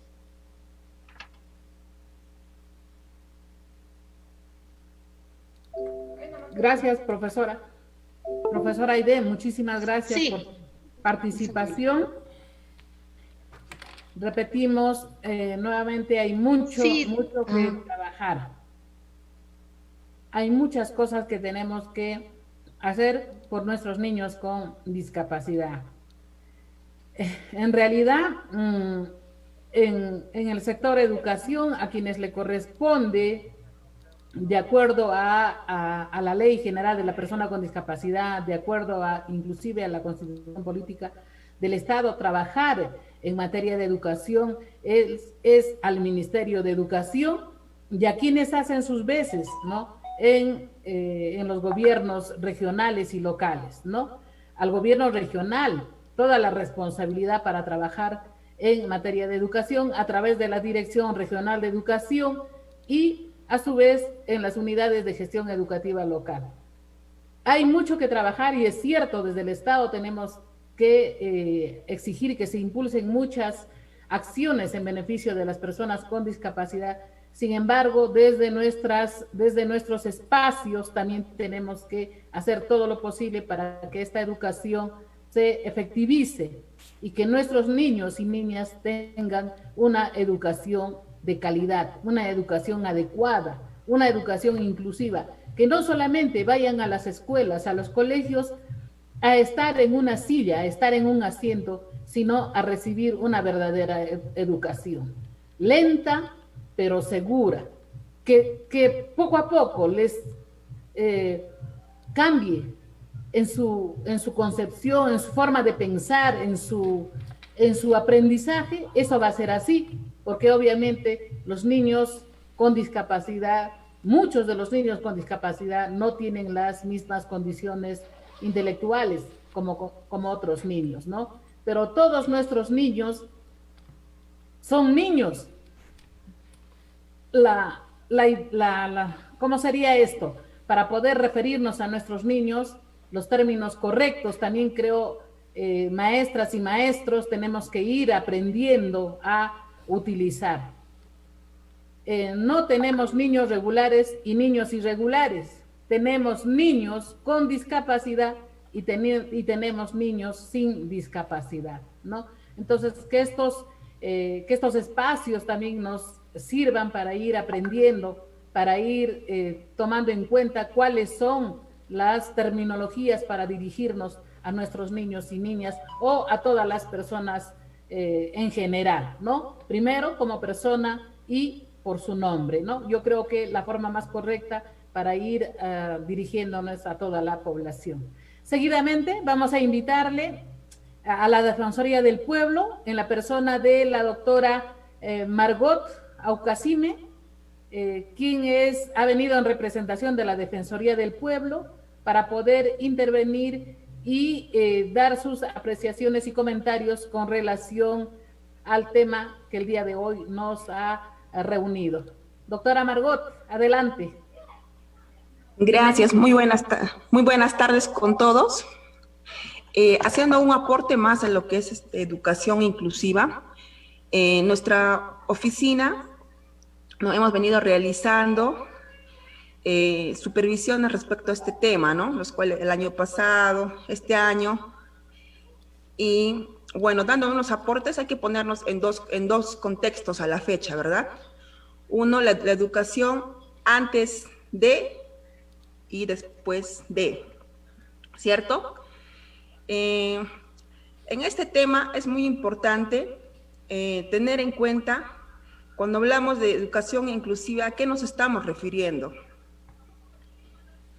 Nos estamos refiriendo al tema de adaptabilidad de estudiantes a un contexto de educación regular dentro de las instituciones educativas, ¿no? ¿Qué quiere decir? Que el Estado peruano tiene la obligación de garantizar la existencia de programas educativos para todos los niños, niñas, ¿no? Quienes no se tienen que ver impedidos de recibir educación, ¿no? Sea por cualquier motivo. Es así que es muy importante que estos niños que son niños con discapacidad de diferentes índoles, tengan que ser incluidos dentro de las instituciones educativas, ¿no? Para las cuales estas instituciones educativas tienen que tener el tema de la accesibilidad, el tema de la capacitación a docentes, de qué manera incluyen a los estudiantes dentro de la currícula escolar. Nosotros como Defensoría del Pueblo, a lo largo de nuestras actividades, hemos visto diferentes casos, ¿no? En los que muchas veces, como ya han manifestado algunos panelistas que me precedieron, se ha encontrado de que de repente el docente no ha recibido la capacitación en este tema, ¿no? Entonces, un poco que hasta excluye al estudiante del tema de aprendizaje por el tema de falta de capacitación en este tema de cómo tratar a los estudiantes con discapacidad. Otro tema es el tema de accesibilidad, ¿no? Que las instituciones educativas, como ya lo han dicho también, no tienen, por ejemplo, no tienen las rampas, no tienen los baños adecuados, y no tienen los ambientes adecuados para poder dar el trato a los estudiantes dentro de las instituciones educativas, ¿no? Y ahora yéndonos al contexto del nuevo panorama, que es la educación a distancia con la estrategia Aprendo en Casa, que se está dando a nivel nacional por el tema del COVID-19, en la que estamos a la actualidad. Es otro panorama, ¿no?, el que estamos viendo en el tema de lo que es educación. Uno de ellos es la falta de conectividad o también la falta de dispositivos móviles dentro de los hogares, ¿no? Nosotros como Defensoría del Pueblo hemos realizado una supervisión a lo que es el tema de conectividad a nivel de nuestra región de Ayacucho. Y sí, pues efectivamente en las 11 UGELs que maneja la región de Ayacucho han reportado de que tienen distritos, centros poblados que no cuentan con conectividad, y eso hace deficiente que la estrategia Aprende en Casa llegue a todos los estudiantes, ¿no? Entonces, siendo una gran barrera para que los estudiantes puedan acceder a la educación, ¿no? Y también siendo una dificultad para los docentes, quienes muchas veces tienen que llevar otras estrategias para llegar al estudiante, ¿no? Como es el caso de que me comentaban, mediante llamadas telefónicas, y ya una llamada telefónica verbal, porque en ese lugar no hay televisión, radio, internet, ¿no? Entonces, de esa manera se trata de hacer llegar el aprendizaje Aprendo en Casa a los estudiantes, ¿ya? Y yéndonos al tema de los estudiantes con discapacidad, tenemos que tener en cuenta de que en el estrategia Aprendo en Casa, el rol de los padres de familia o algún familiar es muy importante, porque tiene que estar en constante acompañamiento al estudiante con discapacidad, ¿no?, quien va a recibir las clases, sea por cualquier medio.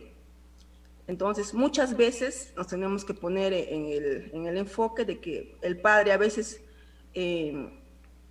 no maneja, por ejemplo, el tema del celular, no maneja el tema del internet, y es una barrera que se está presentando en la nueva realidad, de la educación a distancia a nivel de nuestra región de Ayacucho, ¿no?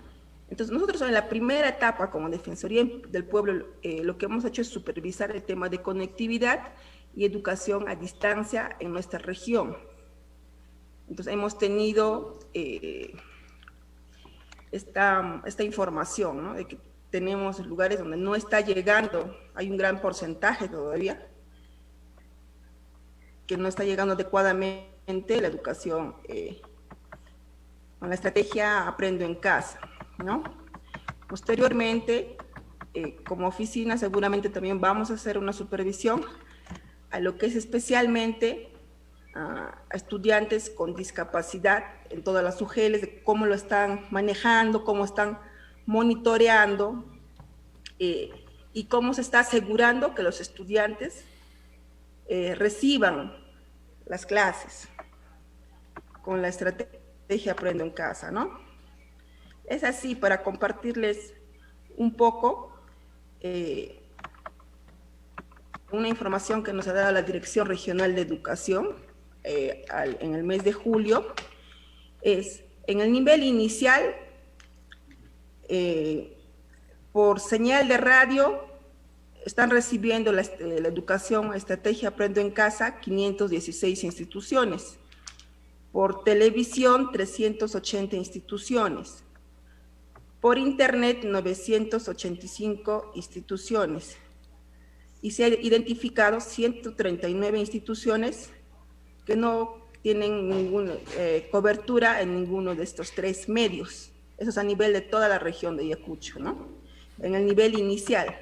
En el nivel primaria, 942 instituciones reciben educación a través de la señal de radio, 785 instituciones a través de la señal de TV, 1.017 instituciones educativas a través de Internet y 252 instituciones que no acceden por ninguno de estos tres medios.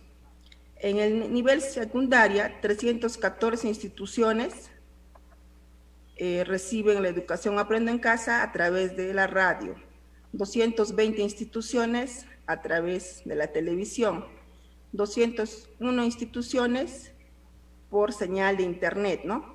Y se ha identificado que en el nivel secundaria 43 instituciones educativas no tienen conectividad con ninguno de estos tres medios, ¿no?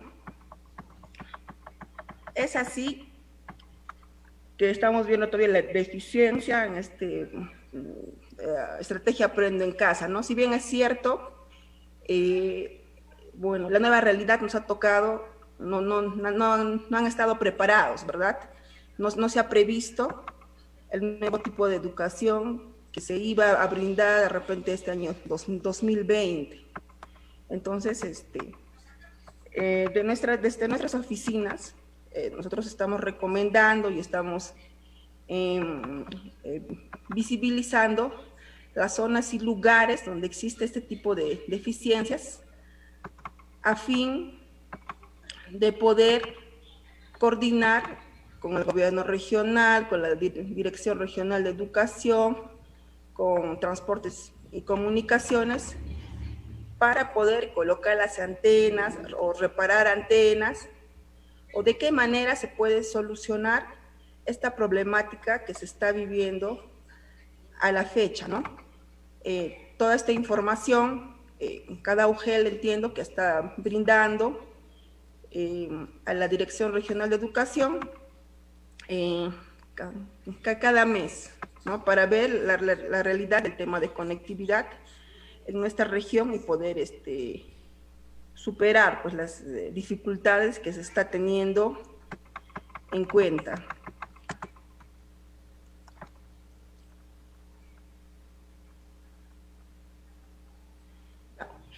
Bueno, un poco también para comentarles algunos casos que ha tenido la Defensoría sobre el tema de, a veces la barrera de repente al tema de matrículas en lo que es a estudiantes con discapacidad. Les voy a poder comentar de repente algunos casos. Es en el tema de las matrículas, ¿no? Cada año siempre existe el problema del tema de la reserva de vacantes para niños con discapacidad a nivel de las instituciones. Y muchas veces en las instituciones no se guarda estas vacantes. Puede ser por el tema de desconocimiento o muchas veces porque simplemente no se quiere tener de repente, ¿no? Un niño con discapacidad, porque ya existe la percepción de que va a ser de repente un poco más complicado, lo que no se tiene a nivel de la institución educativa, la capacitación suficiente, los recursos, ¿no?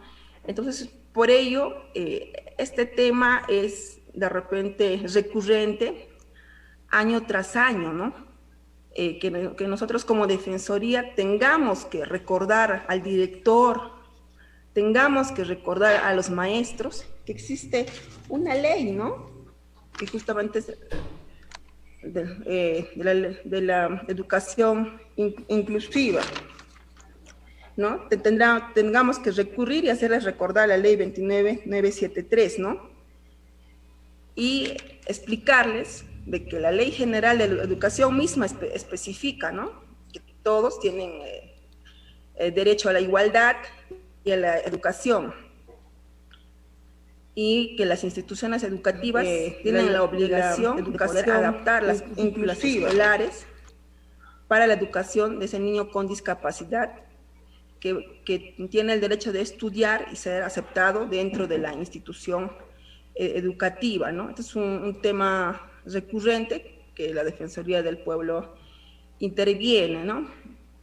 O otros casos que hemos tenido es que, por ejemplo, el estudiante con discapacidad ya es alumno de la institución educativa, pero sin embargo, por el tema de ratificación de matrícula, muchas veces no los quieren aceptar, ¿no? Inclusive les orientan a otras instituciones educativas, a las cuales les pueden llevar los padres de familia. Entonces, es una dificultad también que los padres de familia tienen, ¿no? Entonces, por lo cual acuden a nuestras oficinas.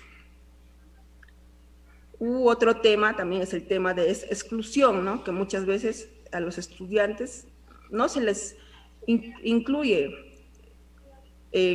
conforme a la currícula escolar y se les integra a los estudiantes dentro del aula de clases, ¿no? Entonces, son temas recurrentes que nosotros vemos y hacemos las recomendaciones conforme a nuestras funciones y conforme al marco legal, ¿no? Entonces son algunos aportes que nosotros como Defensoría podemos dar el día de hoy, ¿no? Muchas gracias.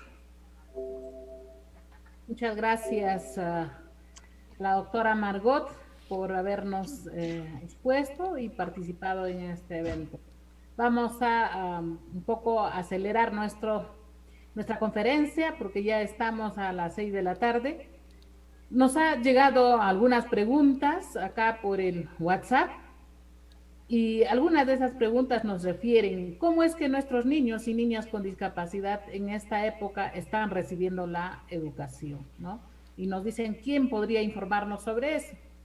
Y otra pregunta es que cómo los maestros de las instituciones educativas donde hay niños incluidos están atendiendo a los niños con discapacidad.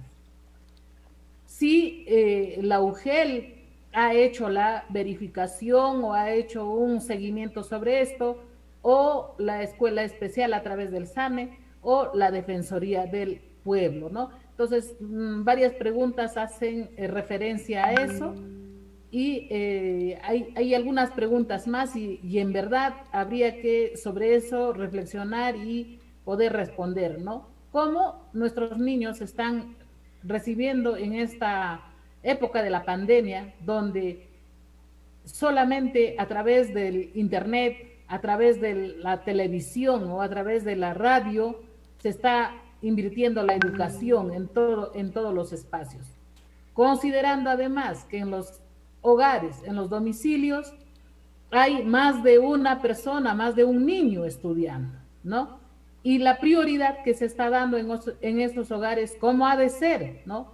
¿Estarán priorizando o estarán dando en igualdad de condiciones los padres de familia el acceso a la educación de sus niños? ¿Estos niños estarán recibiendo esa educación? ¿Cómo estará? No sé cómo, sobre eso no hemos escuchado, nadie nos ha expuesto, seguramente a eso se debe la pregunta. Igualmente nos han pedido participar al alzar las preguntas. Quizá para hacer ya una respuesta general vamos a invitar a la sala. La doctora Ángela nos ha pedido la palabra, vamos a invitarla, por favor, para que pudiera intervenir y si tiene preguntas o hacer comentarios. Doctora Ángela. Señora Yaquisita, a todos los asistentes, muy buenas tardes. Primero quisiera agradecer la presencia de todos, incluyendo a la ponente, a los panelistas, y pedir pues que nuestra directora de la UGEL siempre nos acompañe en este tipo de actividades, ya que no es la primera vez que nos reunimos, ¿no? Como Comisión Multisectorial de Personas con Discapacidad, en reiteradas ocasiones hemos solicitado su presencia y aplaudo su voluntad de querer participar ahora junto con nosotros. Hablar de la educación inclusiva, hay muchos temas que ya mi colega lo ha hecho previamente y lo ha hecho muy bien. Lo que nosotros deseamos es la voluntad política, voluntad de la Dirección Regional de Educación, que lamentablemente no se encuentra presente, la voluntad de la titular de la UGEL Huamanga, ya que a diferencia de otras UGELes, no existe un especialista exclusivamente para las personas con discapacidad que estén accediendo a la educación regular y aquellas que tengan la discapacidad severa y que aún se encuentren en una institución educativa como San Juan de Dios, ¿no? Que tiene muchas dificultades en infraestructura, en personal. Recuerdo que el año pasado le hicimos conocer de ello al director regional de educación, quien se comprometió a realizarlo. Presumo yo que es la pandemia lo que le ha imposibilitado poder continuar con estos proyectos que le presentaron en su momento los de la institución educativa y que la directora puede mencionar. Así también, ¿no?, es la voluntad de poder capacitar a estas docentes.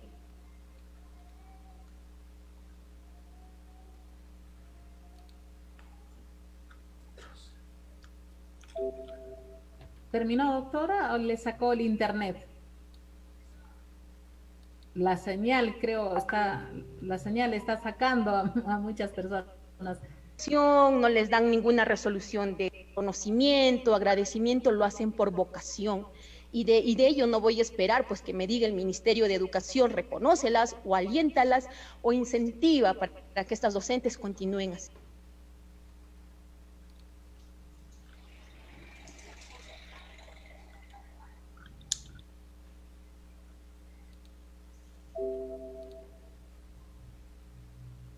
Doctora Ángela,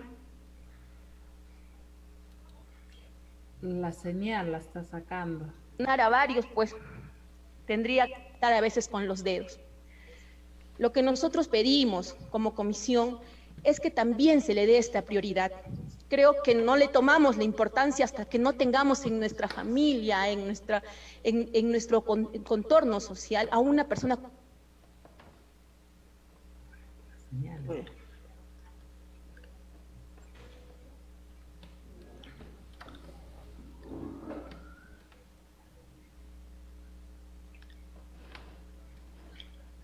La señal está sacando. Impotentes, porque no tienen el apoyo ni de la DREA, ni de la institución educativa. Y la verdad es que muchas veces nos sentimos limitados. ¿Por qué? Porque dicen, la ley dice eso, doctora, no podemos hacer nada porque no hay presupuesto.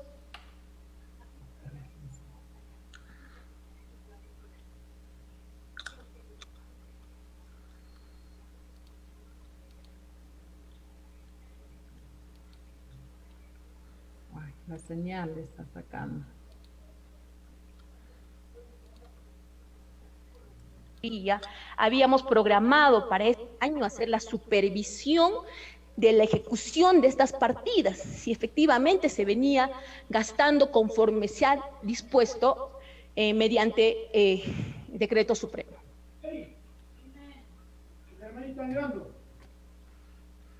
Ay.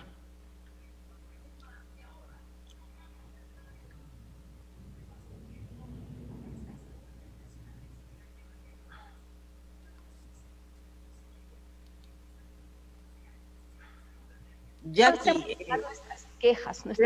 Creo que la participación debería ser con la pregunta muy puntual. Sí, doctora. Que se pierde la señal y no se concreta la pregunta. Que diga su pregunta nomás para la expositora Rosario Galarza, que es la que va a responder. Sí, justamente a ello voy, ¿no?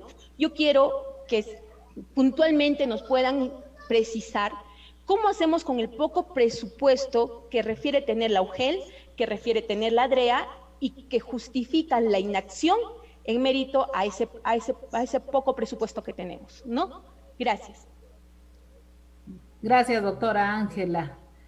Para que puedan ya responder una o dos preguntas más y terminamos, por favor, para que ya respondan de forma general. ¿Alguien desea preguntar? Doctora, buenas. ¿Cómo está, Jackie? ¿Cómo está? ¿Qué tal? ¿Tienes una pregunta? Lorenzo Cárdenas, ¿qué tal, doctora? Acá, pues, doctora, le habla del gobierno regional de Ica, a través de la oficina de Oredis, de las personas con discapacidad. ¿Tienes una pregunta? Sí, una pregunta, mira, concreto, René, porque ya no sé, Renzo. Sí, ya. De la ley de la implementación de las personas con discapacidad, ¿cómo se puede fortalecer mediante a instituciones públicas o privadas nada más? Esa es la pregunta nada más. Ok, Renzo, gracias. ¿Alguien más, por favor? hace un rato teníamos las manitos alzadas. ¿Alguien más desea preguntar? Creo que no. Vamos a dar inicio, por favor, a las respuestas. ¿Quién, si empezamos respondiendo de repente brevemente, no sé, sí. Señora Jackie, a ver si desde lo que me corresponde para el agujero. Sí, profesora Doris. Bien, en algún momento hacían referencia a las tablets que el Ministerio de Educación planteó, ¿no? Ciertamente, como ya es conocimiento de todos, recién lo de las tablets se anuló el contrato y están en otra, pero todavía no tenemos nada concreto nosotros para que se nos haga llegar. Pero sí, hay un proyecto que el gobierno regional ha firmado con Pronatel, ¿no?, que es otra entidad, pero todo está diseñado para el tema de las instituciones educativas que están ubicados en el quintil 1 y 2 de pobreza. Y estamos en un contexto urbano, entonces no va a llegar tablets para la zona urbana.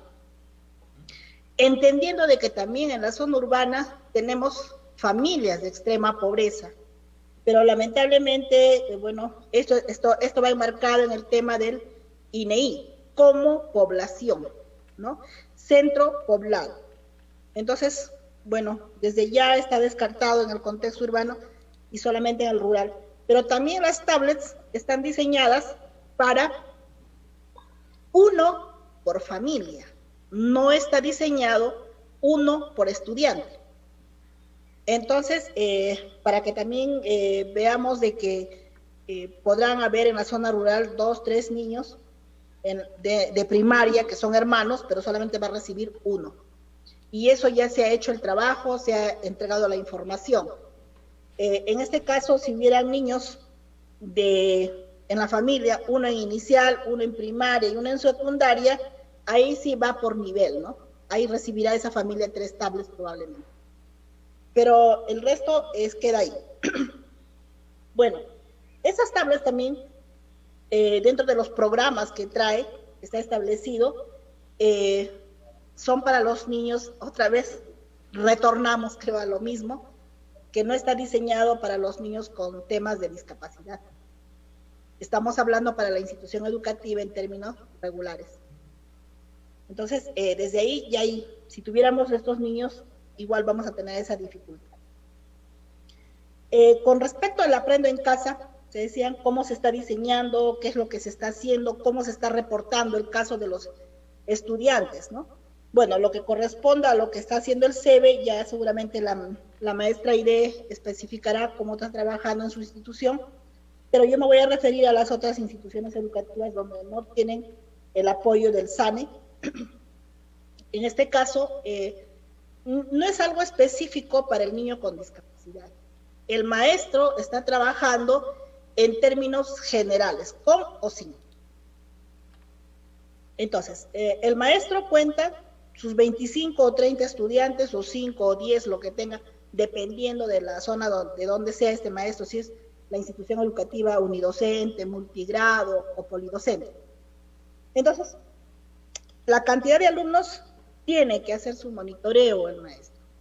En las clases que se escuchan, el Aprende en Casa, que, bueno, nosotros en el contexto urbano solamente vemos la televisión y pasan por la radio, pero en las zonas rurales, las clases se están dando, bueno, pueden ver por televisión, pero también se están haciendo las clases radiales en idioma quechua, ¿no? Entonces el profesor allí hace, dependiendo de la característica de la institución educativa, hace el afianzamiento en el niño, ¿no? Si es en quechua, lo afianza en quechua, y si es en castellano, lo afianza en castellano.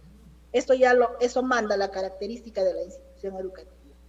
Entonces, el niño escucha su clase, el profesor ya sabe qué clase se va a dictar en esa semana porque se le comparte el link de toda la semana, el maestro ya está preparado, y sobre esa base hace el afianzamiento al niño. Entonces, es por ahí también el hecho de que el profesor, póngase usted, ¿no?, que tenga 25 niños en el día, tiene que llamar a 25, hacerle el seguimiento a 25, y ni todo el día seguramente le alcanza al maestro, y es por eso en el cual estamos en este tema un poco de descontento, quizás que el maestro lo hace de buen agrado, sí, pero está trabajando más allá de su jornada de trabajo. Pero tiene que cumplir, ¿no? Son sus estudiantes y tiene que cumplir, y todos nos estamos acomodando a esta circunstancia en la que estamos. Entonces, si dentro de estos 15 o 20 niños que tenga, tiene un niño con una necesidad especial, entonces el profesor trabaja con el padre de familia y en la medida que puede, lo hace con el estudiante. Pero acá el soporte de todo esto es el padre de familia. Y podemos entender que algunos padres de familia ya por el hecho de la convivencia con el hijo ha aprendido a entenderlo y hacerle la ayuda correspondiente, pero en temas pedagógicos probablemente no. Y hay una dificultad grande ahorita ahí, ¿no? Pero el maestro hace lo que puede, porque todos pues, trabajamos desde casa. Y lamentablemente no puede haber ese contacto físico ni presencial con el padre de familia y ni con el estudiante, porque la normativa misma lo ha establecido, ¿no? No hay clases presenciales. Entonces, aquí es el gran esfuerzo del maestro y también la predisposición del padre de familia de poder ayudar. Es entendible que no solamente para el niño con discapacidad, sino para todas las familias, el tema del teléfono, que muchos no tienen un teléfono, pues, donde puede tener la capacidad de poder recibir videos, ¿no? O quizás fotos, qué sé yo, porque hay familias que por la condición económica también tienen solamente los teléfonos básicos y lamentablemente ahí solamente se ajusta al tema de la orientación oral, ¿no? Que se pueda hacer. Imagínense si el niño ahora tiene la discapacidad auditiva, ¿quién le ayuda? El profesor ya directamente no lo va a poder trabajar y eso es obvio. Entonces lo tiene que trabajar con el padre de familia. También tenemos el tema de que la economía también a muchos ya no les permite hacer la recarga de estos teléfonos porque se les va las megas, porque entendemos que en casa a veces es un único teléfono y son 3, 4 niños. Y ese teléfono tiene que ir para los 4, para los 3, y ya cada profesor tendrá que, o el padre de familia, coordinar con estos profesores en qué momento le va a llamar a uno, en qué momento le llama al otro y en qué momento le llama al otro. Tiene que organizarse en la casa y el profesor se tiene que adecuar a esta situación de la familia, porque si no, los profesores llamarían a la vez a los 3 y hay un solo teléfono y sería imposible. Entonces acá es una organización desde la familia y los profesores que trabajan, ¿no? Y si es en secundaria, eso es mucho más complejo, porque sabemos que el estudiante lleva por lo menos de 7 a 9 áreas, y es mucho más complicado ahí, ¿no? Pero es ya una organización de cómo lo están haciendo los profesores, y creo que hay que entender ahorita ese gran esfuerzo que está haciendo el maestro en estos tiempos, pero se pone de parte del lado del estudiante porque todos tienen derecho a recibir la educación. Entonces, algo específico que haya para trabajar con el niño con discapacidad, no es así, ¿no? Es a todos por igual y cada uno en su turno y el profesor adecúa ya las tareas para un niño especial y como para un niño regular. Con respecto al presupuesto que decían, ciertamente nosotros recibimos transferencias y quizás nosotros, un poco yo me sonreía en el hecho de que me decía la responsable de finanzas, ¿no? Que para el TP 106, al que hacía mención la maestra Aide, que es para educación especial, nos ha llegado un presupuesto de 100 soles.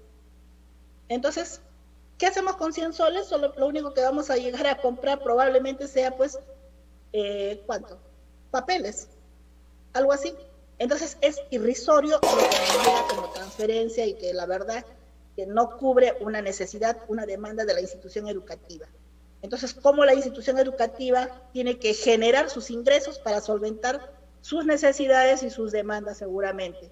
Yo sé que hay muchas cosas que hace esfuerzo, en este caso el SEBE, pero vayamos nosotros al tema de las otras instituciones educativas, ¿no? Donde, bueno, sí, el ministerio hace la distribución de los materiales, nos llega para hacerlos fungibles, que son los papeles, los lápices de color, tajadores, etcétera, cositas que el niño puede trabajar, pero que es una sola dotación al año, pero no es por niño. Es material que llega por aula. y es el profesor quien distribuye. Nosotros hemos estado en una asistencia y en una reunión en el cual con los directores se ha pedido de que esta distribución de estos materiales fungibles lleguen a los estudiantes y se haga la distribución. Pero con este tema de la pandemia, de llamar a los padres de familia para distribuir, es un poco complicado por el tema del contagio, que está pues en sus picos más altos y sería complejo llamar en esas circunstancias. Bueno, hasta ahí creo que es la parte que nos corresponde como UGEL. Gracias. Muchas gracias, profesora Doris. Efectivamente hay mucho que trabajar, hay muchas cosas que hacer, hay que sacar conclusiones de todo lo que el día de hoy hemos escuchado. Yo creo que una de las conclusiones sería que de forma comunitaria, como comisión multisectorial, podemos unirnos al trabajo que hace la UGEL, que hace la DRE, para poder apoyar en relación a la educación de los niños y niñas con discapacidad. Quizá podemos también tomar algunas estrategias para que los docentes pudieran capacitarse en educación especial, ¿no? Muchos quizá no quieren capacitarse, sin embargo, habría que tomar alguna estrategia, quizá reconociéndolos, valga la redundancia, con un reconocimiento o dándoles algunas bonificaciones de repente en los procesos de concurso, en los procesos de mérito, para que ellos pudieran tener la iniciativa de capacitarse, ¿no? Y adquirir estos conocimientos en educación especial. Queridos amigos, queridas amigas, público presente, a quienes el día de hoy nos han acompañado acá en este evento, a todas nuestras autoridades, queremos decirles que estamos llegando prácticamente al final de nuestra actividad. Y como este día es el último día de nuestro evento de ciclo de conferencias con el Poder Judicial, con el programa, con la Comisión de Acceso a la Justicia de Personas en Condición de Vulnerabilidad y Justicia en tu Comunidad, vamos a tener unas pequeñísimas palabras de las instituciones que han promovido la organización de este ciclo de conferencias. Eso no quiere decir que nosotros nos quedamos acá, todavía tenemos otras actividades que ya hemos entrado en acuerdo, en alianza con otras instituciones para trabajar.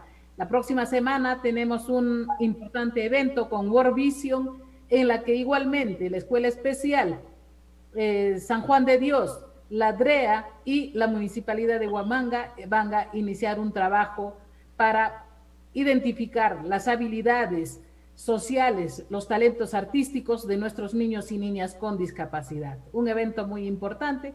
Y la siguiente semana tenemos una conferencia sobre derecho laboral, que lo vamos a realizar con la SUNAFIL. Así que, amigos, nosotros estamos comprometidos y encaminados a hacer un trabajo en la defensa de los derechos de nuestros compañeros con discapacidad.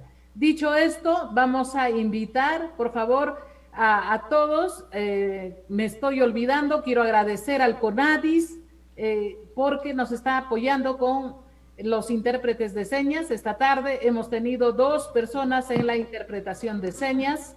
Al inicio estaba Mariela y luego la ha reemplazado otra compañera. Muchísimas gracias al CONADIS por apoyarnos. Les voy a pedir, por favor, pudieran prender sus camaritas, porque ya en este momento ya entramos a la etapa de la pequeña ceremonita donde vamos a finalizar este segundo ciclo de conferencias que hemos venido realizando junto con la Comisión de Acceso a la Justicia. La clausura va a estar a cargo de la doctora Maruja Hermosa Castro, y antes de que ella pudiera dar las palabras de clausura, vamos a invitar al ingeniero Otto González a que pudiera darnos unas pequeñas palabras de agradecimiento a nuestros invitados. Ingeniero Otto, sus palabras.